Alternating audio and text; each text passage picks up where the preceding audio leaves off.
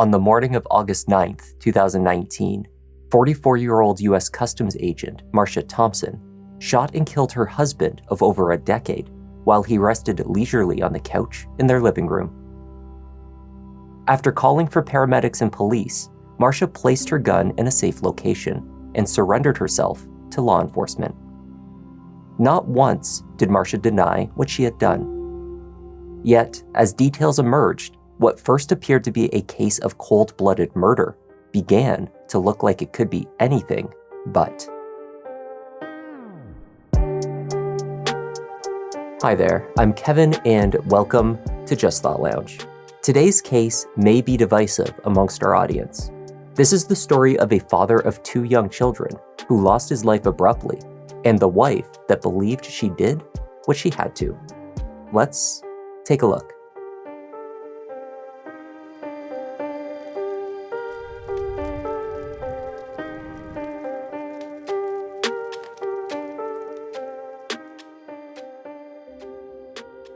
It was around 1 a.m. on the morning of August 9th, 2019. At home in Loxahatchee, Florida, 44-year-old Marcia Thompson was on the phone with her husband, Terry, who was on his way home. The couple's 2 children, aged 6 and 7, were asleep in the other room. Terry wanted his wife to keep him company while he drove through the night. Because of this, Marcia had managed only a few hours of sleep. She was due to start her shift as a customs agent at the port of Palm Beach at 7 a.m. When Terry finally arrived an hour later, he was in a foul mood. The couple had begun to argue over the phone and had done so for hours, mostly over marital problems. Terry brought his hostility home with him. The argument continued in person until roughly 6 a.m. when Marcia began preparing to leave for work. What transpired over the next few minutes would forever change the lives of the Thompson family. Only Marcia can know what exactly took place, and she would later tell a detective that much of it was a blur. She just didn't remember the details. But at 6:10 a.m., she placed a call to 911. 911 emergency? Yes, I need the police at my house, Marcotte Boulevard in Loxahatchee. Please. What's wrong, ma'am? I just shot and he was threatening to kill me. Did you say you just shot him? Yes, I shot. He was threatening to kill me and I had to please. Okay, where did you shoot him at?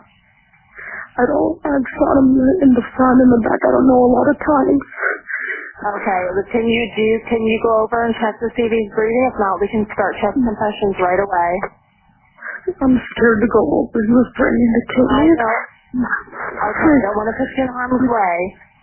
I'm not afraid because if he's awake, I don't know if he's going to attack me or what. Does he have a gun or no? He doesn't know. No. He doesn't have any weapons? No. Okay. Not on him, no. There's a machete in the room and another gun in the closet in the room. And where did you put your gun? It's in my holster. I was getting ready for work. So you have it on you? Yeah, it's on me in my holster. On my gun belt. While preparing for work, Marcia had changed into her Customs and Border Control uniform, complete with her service weapon. It was this gun that she had used to shoot her husband. Emergency dispatch requested that she set the firearm aside before deputies arrived on scene. Marcia placed the gun on top of the refrigerator in the kitchen. She told the operator that she had shot Terry an undetermined number of times in both the front and back. From where he lay on the living room floor, he was gasping. Marcia observed him from the safety of the kitchen. She would not approach him. Were you guys arguing before this? Yes. We were. 1 in the morning, he was mad on the phone, and then he came home and he was just really upset at me. Do you decide to go over to him? I can instruct you on how to do the compressions so we get there, okay? I know you're scared. I am. He's trying to kill me so many times. I'm afraid if I go over, he'll do something. As deputies arrived at the house on Marcotte Drive, a uniformed Marcia Thompson emerged from the front door. She was not crying or frantic. There were no signs of visible injuries. She was immediately placed into custody. Marcia sat staring out at the scene. EMTs and other emergency responders took over the street. When spoken to during this time, Marcia only asked after her children, ensuring a family member was contacted to care for them. Neither child had witnessed what had occurred inside the house. They're asking a lot of questions. I You want me know. to just keep it like? Yeah. I just keep telling them I don't know. The your oldest one, she heard the gunshots. I know. Okay. Because she came out like right after, and I Okay. told Yeah, her. she keeps asking me if Daddy got shot. So I just keep telling them that I don't know what's going on yet. So. All right. I didn't know if you wanted me to say anything to them. No. Which one is? Sorry, I don't know anything. He's that guy in the middle. Okay.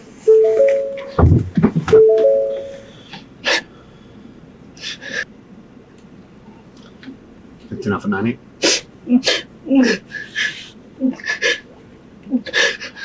Take one by number attached to the call. I don't need the 14.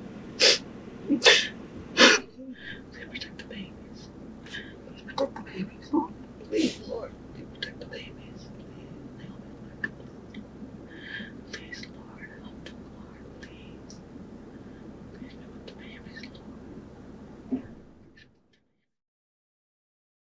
Entering the scene, EMTs found 52-year-old Terry Thompson face down on the living room floor near to the couch. He was declared dead upon their arrival. Marcia was questioned by detectives on scene, her uniform confiscated as evidence. She told detectives that in the 15 minutes prior to the shooting, she had been in her bedroom preparing to leave for work. She recalled getting ready, Terry berating her from the living room, angry with his wife for various reasons. She was not good enough, he was saying. She explained that her husband had been abusive for years.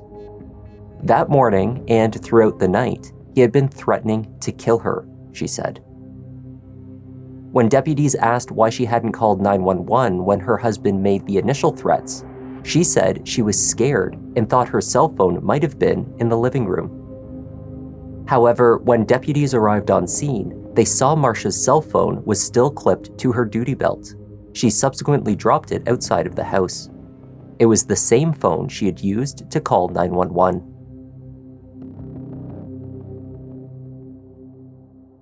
As Marcia sat in the back of the deputy's cruiser, detectives and later crime scene technicians descended upon the house to gather evidence and to verify or disprove her story. From his position on the living room floor, it was clear that Terry had fallen from an outstretched position on the couch. Next to him was a blanket, a pillow, and a laptop. It seems he had been lying in his underwear, on his back, with his feet propped up. He was covered by the blanket. The computer rested on his lap. Terry had been shot a total of 9 times. The first 2 had been delivered to his front on the chest. At that time, he had raised his left arm, effectively blocking a third shot from also reaching his midsection. The gun was fired 6 more times as Terry fell from the couch. Not a single bullet missed its target. Crucially, all 6 of these shots were delivered to Terry's back after he fell to the floor. Deputies found 9 .40 caliber shell casings along a wall. A bullet-resistant vest in a carrier was draped over the opposite end of the couch. Detectives searched the area immediately surrounding Terry's body, looking for a weapon.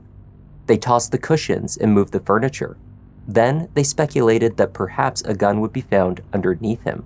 But that theory was put to rest when Terry was eventually moved to reveal that the only items he had fallen on were his cell phone and laptop.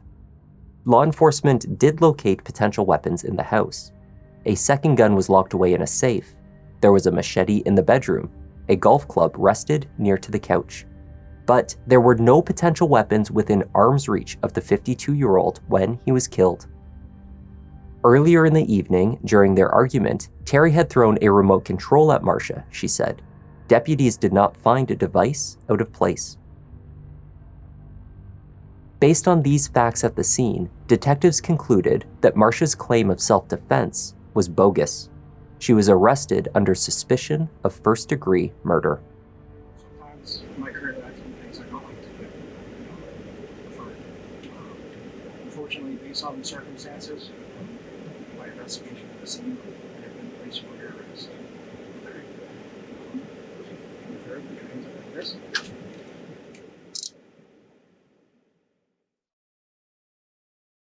44-year-old Marcia Thompson met her future husband at the University of Florida in 2000 when she was 20 years old.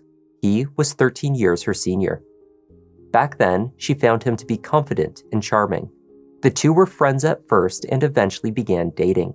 Marcia had never had a serious boyfriend before Terry. Their relationship was long distance for a number of years.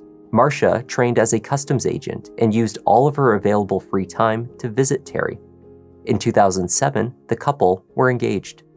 Throughout this period, however, Terry's behavior became increasingly controlling. He began to dictate what she wore, where she worked, who she saw. Over the years, his complaints about his wife developed into a theme, that Marcia was not good enough. She was a poor mother, a bad wife. Her hair was wrong, and so were her clothes. She couldn't make him happy. Terry's abuse turned physical around the same time they became engaged. He accused Marcia of cheating on him and violently attacked her. This incident and Terry's behavior came as a shock to Marcia at that time, though it would later become commonplace in their relationship. He would apologize and make promises to never act out again in this way. Marcia would forgive him every time. Aside from brief periods during and immediately after her pregnancies, the violent episodes were a constant. The couple were married in August 2008. She killed him just over 10 years later.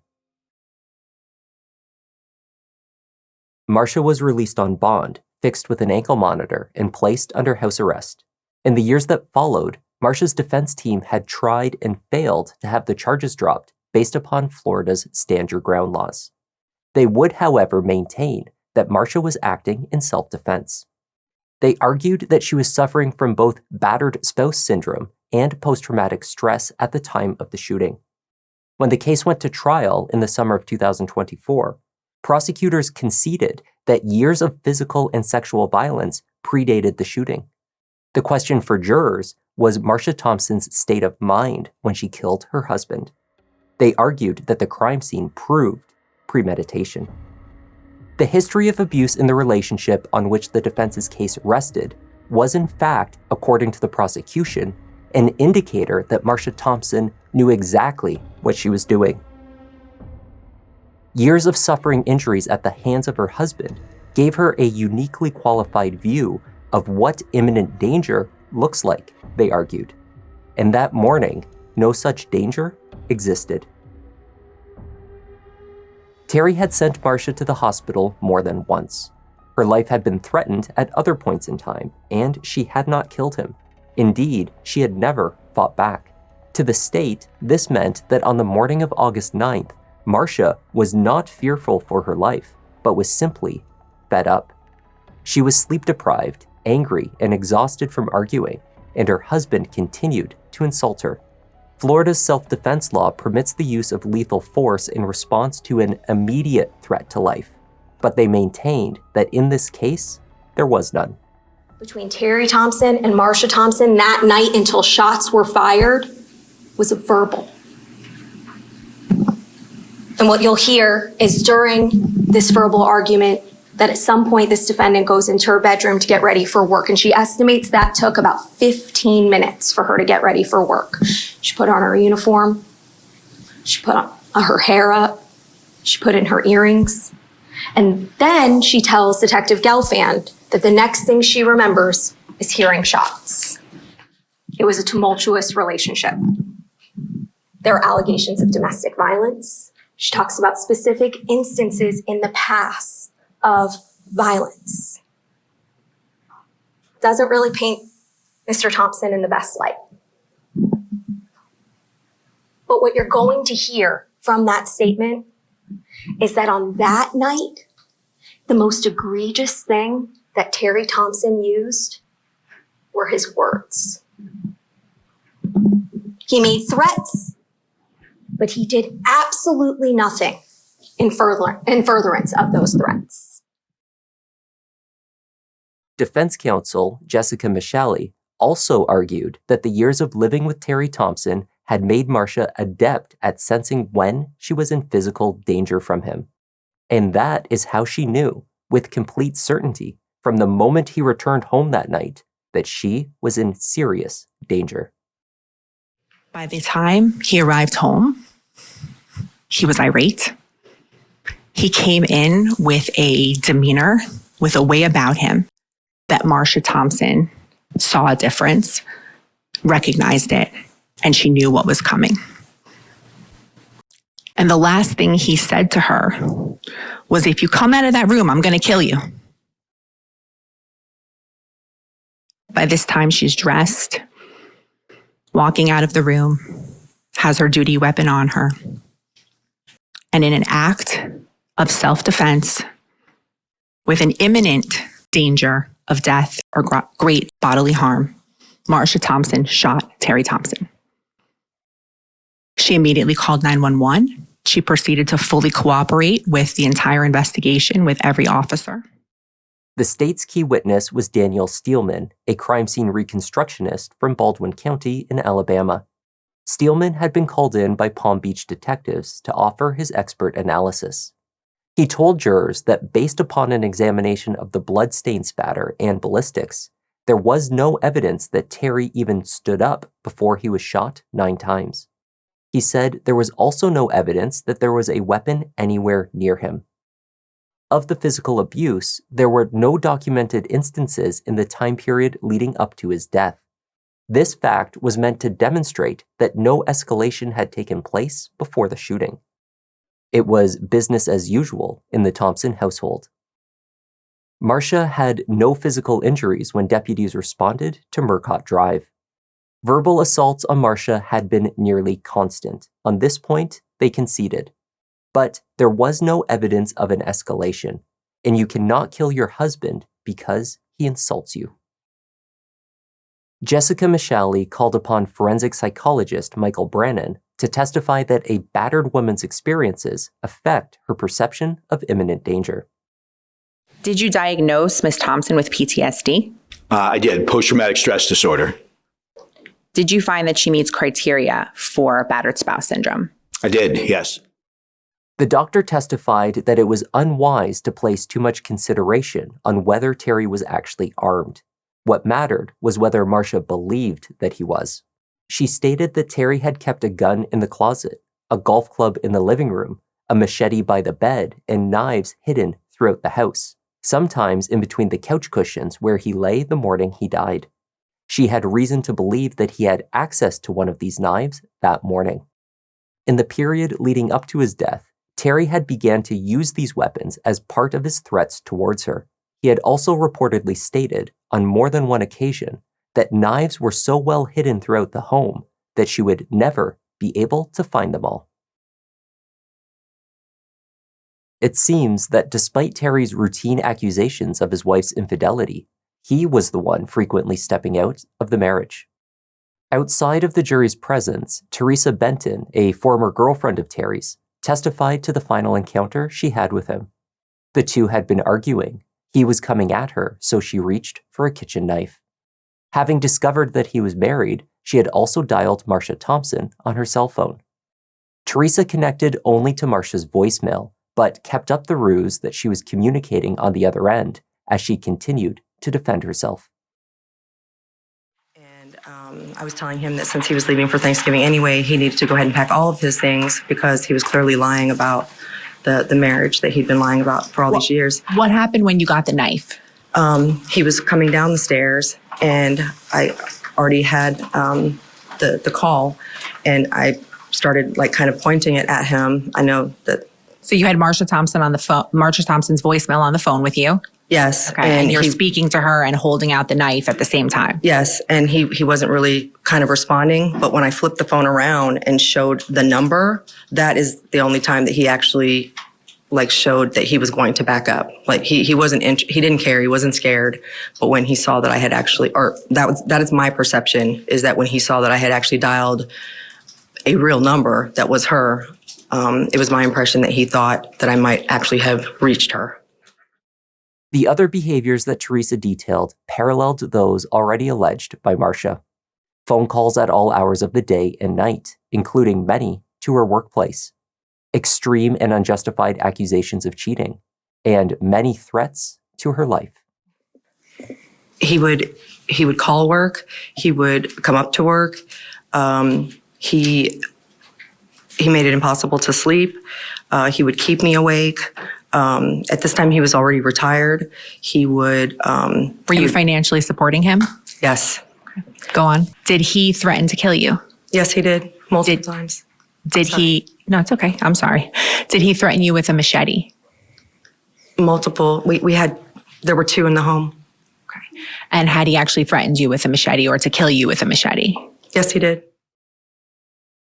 Terry's ex-wife, Melissa, was also prepared to testify for the defense. However, this line of questioning was deemed inadmissible as evidence at trial. The defense instead called before the jury multiple friends and family members of Marcia's who had witnessed Terry's behavior towards his wife firsthand.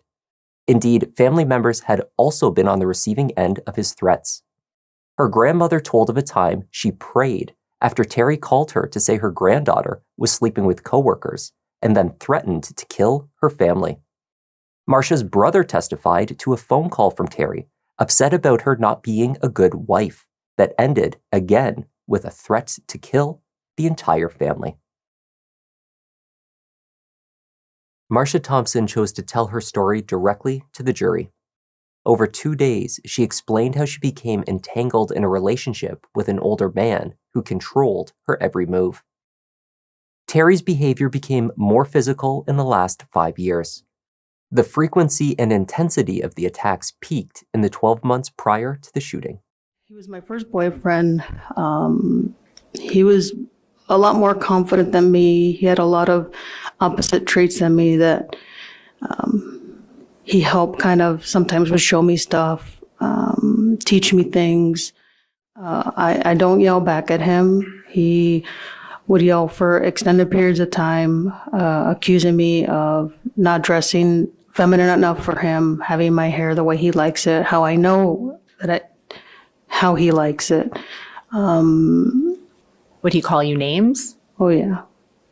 What kind of names would he call you? He would call me a whore, slut, bitch, cunt, a lot of bad names. And this is what he's screaming at you during these arguments? Yes. They usually ask me at the doctor, like, were you in a car accident? Like, what trauma happened to you? Did you ever tell them what was happening to you? No. Neck problems? Back problems, a neck problem. Okay. Chronic pain? Yes. Did you have to be treated or did you ever take care of this? They usually gave me injections to help with the pain. And then in 2020, because he didn't want me going to the doctor, the only time I was able to go to urgent care was when I could barely move. So I wouldn't be able to work if I didn't do something. And I was able to get the surgery in 2020. In 2020, what surgery were you able to get? It's ACDF to fuse the herniated disc in the neck. Has that helped with your pain? It has, yes. When asked why she didn't leave him, a tearful Marcia told jurors she did not believe she could end the relationship and survive. Dr. Brennan had testified that women who leave their abusers are at a greater risk of violence than those who stay. That morning, she tried, as she always did, to calm him down. He started yelling at me about I wasn't a good mother, I wasn't a good wife. What am I even doing with him? I can't please him. And I apologized to him that I'll try to do better. I'm so sorry. I don't know why I forget things and do these things. And I started to try to massage his feet because that usually calmed him down. At this point, did you want to go to sleep? I was very tired. I only had slept maybe 2-3 hours that night. After threats were made towards her children, Marcia began to regularly collect them from school and bring them into work with her to ensure they would not be left alone with her husband. That morning, she tried to get a coworker to take over her 7 a.m. shift, but received no answer to her call. She feared leaving her children to go to work. Did you feel safe to leave them? No. Did you feel safe that if you left, that they would be okay? No. Why not? He already had threatened to kill Micah, my son. He said he was going to cut his head off. And now he was saying these things about how you'd think I was lying before. I'm going to prove to you I wasn't. As he's telling you that he's going to kill you and that he's serious this time, what's his demeanor? Like when you're looking at him, is it seeming like just an empty threat? What's your impression? That he's going to kill me tonight.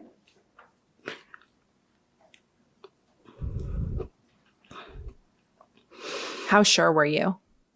I was 100% sure I was going to die.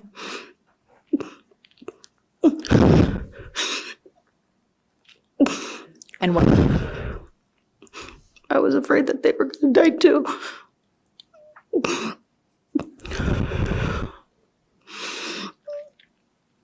Did you think he would kill you if you tried to leave?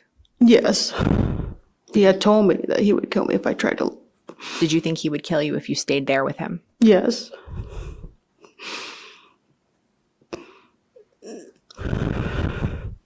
Did you think he would kill you even if you called the police? Yes. Did you believe that Terry Thompson would kill you if you didn't defend yourself? Yes. During prosecutors' closing statements, Assistant State Attorney Karen Black emphasized the premeditated element of the first-degree murder charge. Marcia spent a full 15 minutes in her room getting ready for work, listening to her husband berate her from the living room before she rejoined him there and shot him to death. They argued she had ample time to calm down and respond reasonably, and instead chose to murder Terry. I'm going to chop your head off. What is she doing in there? You don't have to put up with this, Marcia. This doesn't have to be your life, Marcia. You can take care of this. That's what's going on for that 15 minutes as she's getting ready for work. Time for reflection. The defense characterized those 15 minutes differently. It was a period of increasing panic, of worry for her children. 15 minutes spent knowing for a certainty that there were no good options, but that eventually she needed to leave that room. The state says, well, that's not this because Marcia Thompson had 15 minutes to relax. For 15 minutes, Marcia Thompson was in her room, losing her mind over what does she do. He's telling me he's going to kill me. If I go to work, he's going to kill me. If I come out of the room, he's going to kill me. If I get out somehow, he's going to hurt my children. He's threatened to kill my son before. And he's yelling, I'm going to kill you. If you come out of that room, I'm going to kill you. You know what? Go to work. We don't need you here. But if you come out of that room, I'm going to kill you. That's not time to relax. That's not time to gather your thoughts. The trial lasted 6 days. It was tense in the courtroom when the jury returned with their verdict. In the Circuit Court of the 15th Judicial Circuit Criminal Division in 4 Palm Beach County, Florida, case number 19CF7582, Division U, State of Florida, versus Marcia Thompson, verdict, not guilty. Deputy, stop it! Stop it! Over 5 years while the trial was pending, Marcia's 2 children had lived separately from their mother. She was restricted by the conditions of her bond. Following the verdict, the family was able to reunite under the same roof. Over those many years, prosecutors had never offered a plea deal. Marcia later spoke publicly, stating that adjusting after the ordeal was tricky, but that her children were pleased to have her back. Everyone is doing well and in therapy. And that was the tragic case of Terry and Marcia Thompson. Thank you for joining me, and a special thank you this week to King Bryant, Fight Fan, Sammy I, and Kaori Daly for joining our Members Lounge. Your extra support is greatly appreciated. I'm Kevin, this is Just Thought Lounge, and I'll see you in the next one.